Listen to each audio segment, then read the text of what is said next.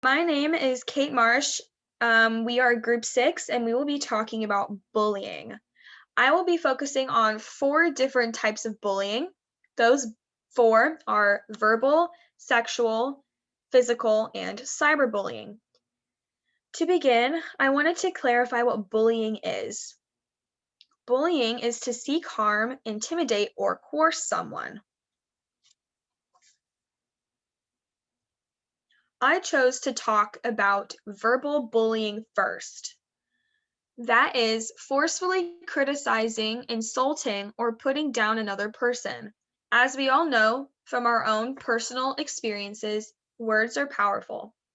Sometimes verbal bullying can result in deeper wounds long term than any physical pain we are put through, such as teasing, name calling, taunting, threatening to cause harm or inappropriate sexual comments. Many young people hear insults on a daily basis at school or in society growing up. The person might portray okay on the outside, but on the inside, they are feeling quite low. In many cases, that is the situation people are in. They want to seem okay, but inside, they are really struggling.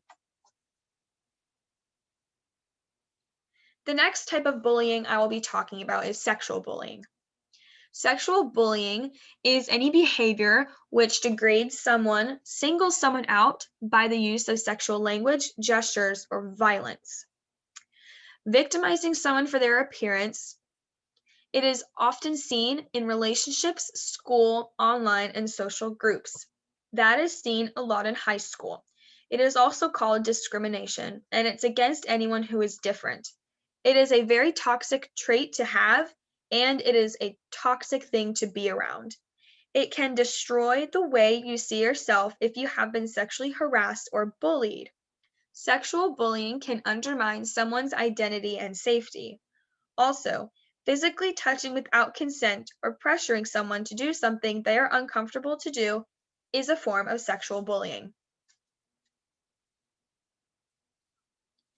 The next slide is the most common bullying that we see, and that is physical bullying. Physical bullying is using one's body in physical bodily acts to exert power over peers. Physical bullying can lead to trust issues with others on many different levels. All of the examples below are examples of physical bullying, such as punching, kicking, and other physical attacks.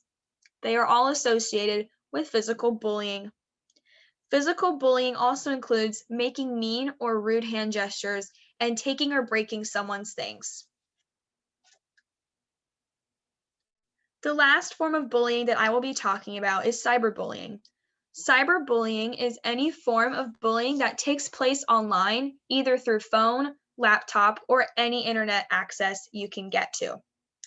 Cyberbullies are persistent. Most information posted is permanent, and it may be hard to notice if not watched carefully. Gossip and rumors can be spread from either someone you know or a total stranger. Some comments can lead to abusive behavior, either physically, sexually, or verbally. Cyberbullying includes sending, posting, or sharing negative, harmful, false, or even mean content about someone else. Overall, bullying is not something to be taken lightly.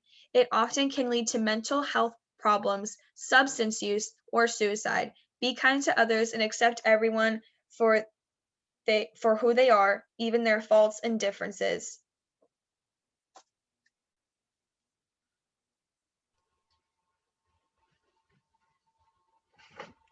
Hello, I'm Seth Heilman, and I'll be talking about reasons for bullying.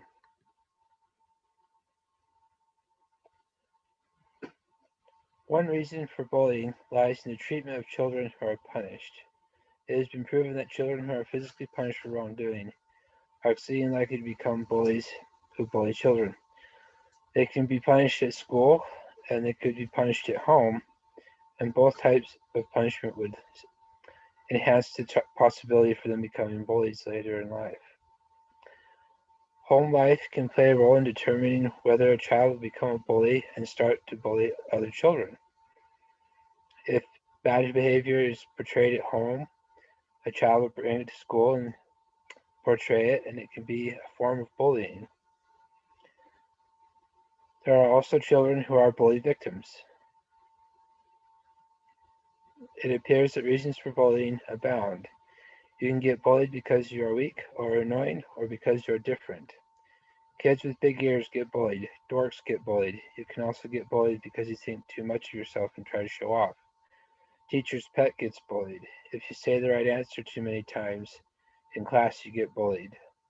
It appears from this that reasons for bullying have no pattern, just victims.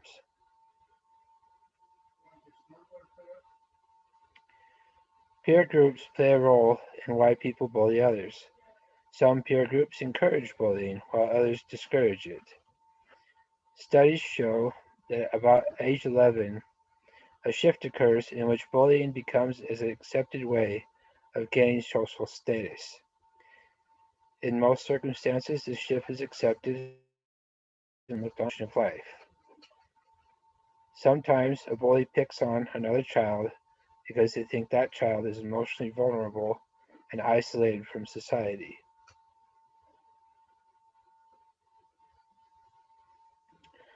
Power is another reason why children bully other children. This can be especially true of children who are physically stronger than others. Another reason a child will bully other children is for the pleasure they derive from doing so. The child likes how bullying jazzes up their bland, ordinary life when they bully other children. Believe it or not, some children derive a sense of stability from bullying other children. To the child that does the bullying, this stability seems to provide something that they feel is missing in their life and cannot be found elsewhere.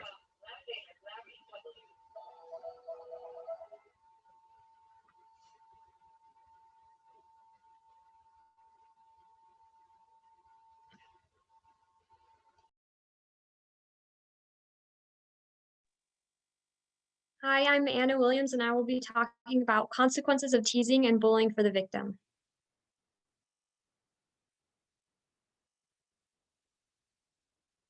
Consequences of bullying for the victim. Sadly, there are many negative ways a victim can be affected by constant pestering.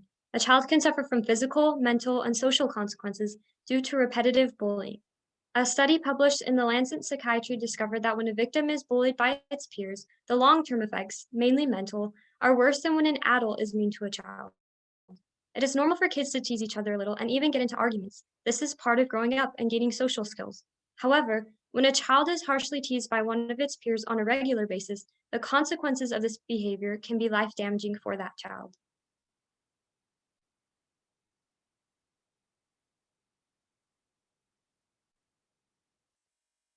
Physical consequences. As previously mentioned, there are different ways in which a child can suffer the consequences of being bullied. One of these affects the overall physical health and appearance of a victim. Some of these effects are quite noticeable, such as when a child comes home from school with a black eye or a broken arm. Other times, a victim's body may respond to verbal attacks by having problems, such as a sick stomach, difficulty sleeping, or a loss in appetite. As harassment increases in severity, it leads to more dangerous consequences. So if intimidations persist as a child enters into their teenage years, some of them turn to harmful substances like alcohol and cigarettes. Even worse, some victims of bullying decide they can't put up with it anymore and take their own way others treat them.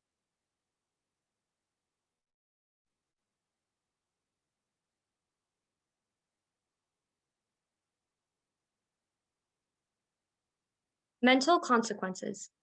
Physical abuse is not the only kind of struggle a bully victim has to deal with. A lot of consequences can be mental. Many bullied children have difficulties with the feelings of inadequacy, loneliness, anxiety, and depression. A child's emotions and personality can change completely because of the mistreatment they received from others.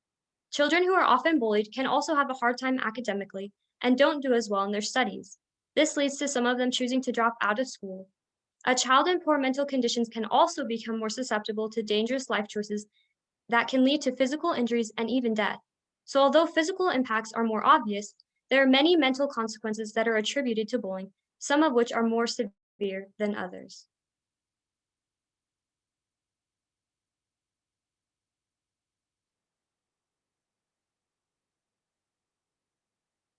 Social consequences. Another issue that comes to children as a result of being bullied is that their social life can be affected negatively. Not only does bullying have a negative effect on a child physically and mentally, but it can also affect the social behavior of a child. For example, a child who has experienced constant pestering from others at school might prefer to sit alone and away from others and have more of a sunk and shy demeanor. Some children lose interest in participating in group activities, gain a fear of educational settings, and are hesitant to make social interactions with others. Their social behavior and ability to interact with others can become hindered, making it tough for them to accept any type of close relationship. Other times, bullying can cause a victim to develop violent behavior, triggering an aggressive response not only to future combats, but also to normal life situations. So, there are many damaging consequences that are connected to the effects of bullying, which is why it's so important that parents teach their children positive ways to interact with others.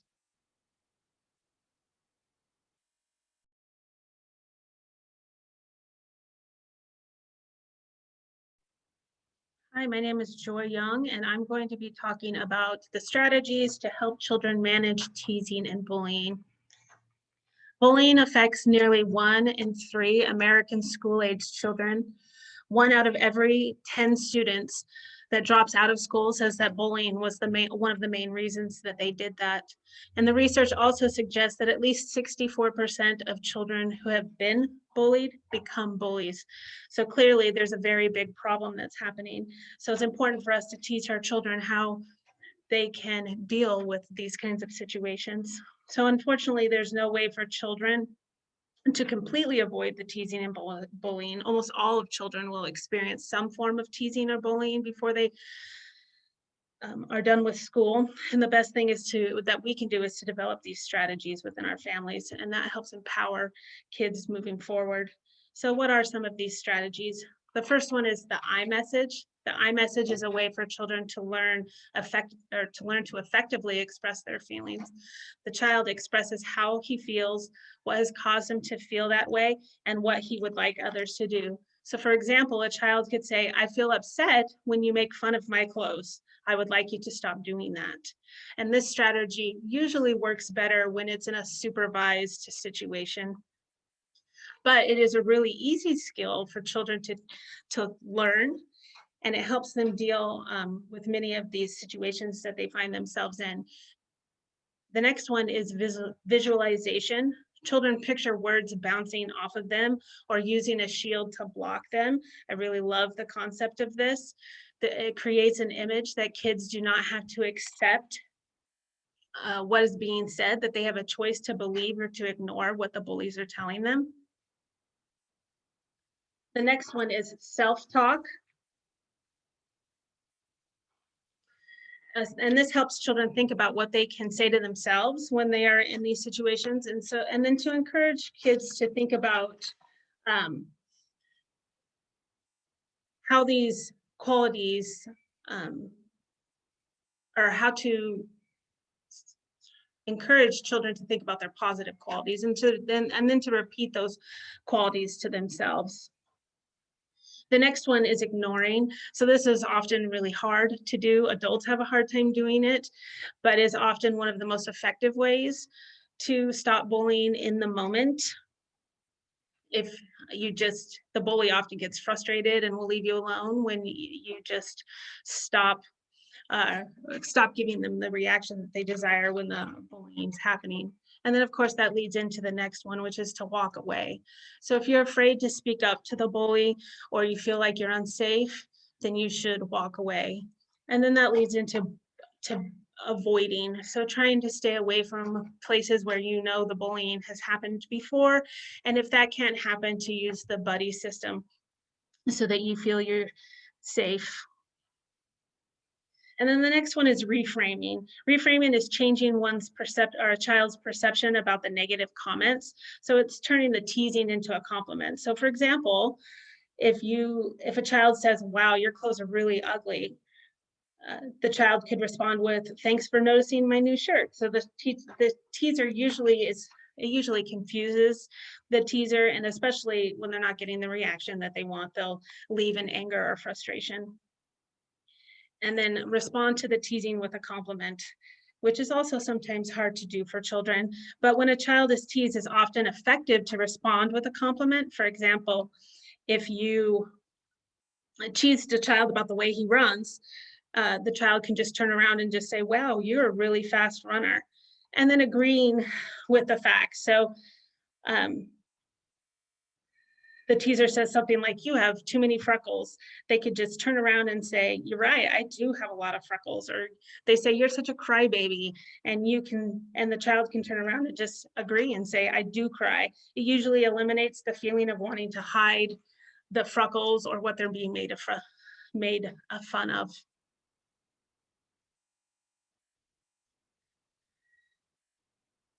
And then I want to talk just for a moment about how we as parents can help children who are struggling with being bullied. So I think one of the important things is to not overreact. A parent's overreaction can result in a child overreacting. I know that happens in my own home with my own children. As you know, if I get overly frustrated with a situation, their tendency is to also be overly frustrated with that situation.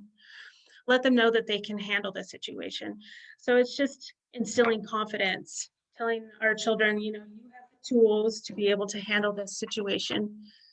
And then don't tease the children inappropriately. I know it's fun to tease our children, but a child knows their limits. And when they express that they've had enough, then we need to stop doing that, because we can put our children into a position where we're not creating a safe space for them. They feel like they're back in where, that they are in an uncontrollable situation, and the kids need to feel like they have power over what's happening to them, especially in their own home, because it needs to be a safe space.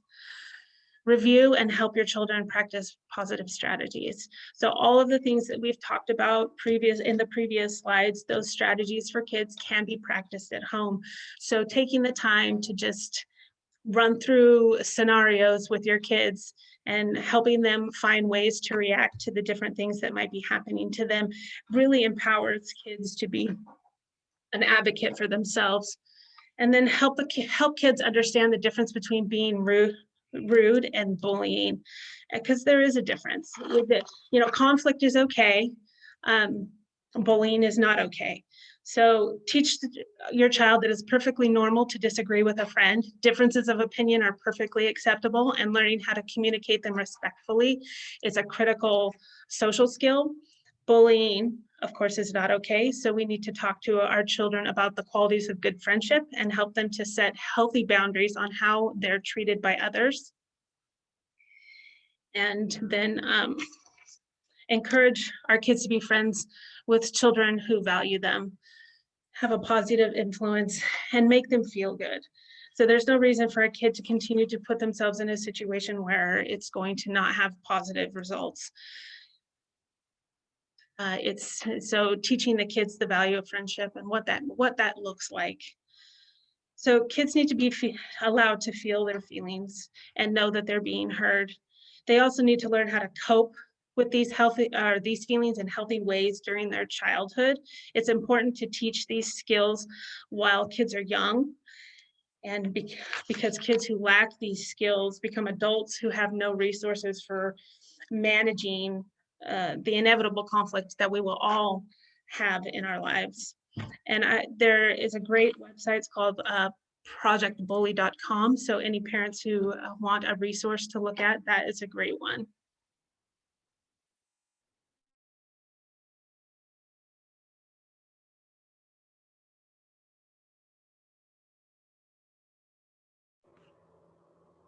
Hello, so I'm Ashley, and I'm going to help us develop strategies to promote empathy in all children. Now, to do this, we have to understand what empathy is. So according to Merriam-Webster Dictionary, it is the action of understanding, being aware of, being sensitive to, and vicariously experiencing the feelings, thoughts, and experience of of another of either the past or present without having the feelings, thoughts, and experience fully communicated in an objectively explicit manner. The 3 points of promoting empathy are going to be expressing and teaching a child's inherent worth, to express strong feelings in non-hurtful ways, and then to help children understand why they might be bullied and why that's important. So to express and teach a child's inherent worth, we're communicating that, you are loved, you're born of love, and you're worthy of love.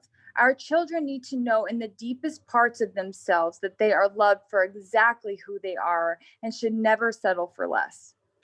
An individual must not believe a lie about themselves. Imagine someone calling you or your son or daughter ugly and then actually believing it. We will spend our whole lives telling ourselves that awful story every time we look in the mirror, and it's simply not true, so we must not believe it. Also teaching, that you deserve to be treated with kindness, care, and respect. Our children must believe they are not worth less than to be treated with kindness and respect. Not all people are kind, for their own reasons, which we have talked about and which we will get to, but they must value who they are, to stand up for themselves, not allowing themselves to be mistreated.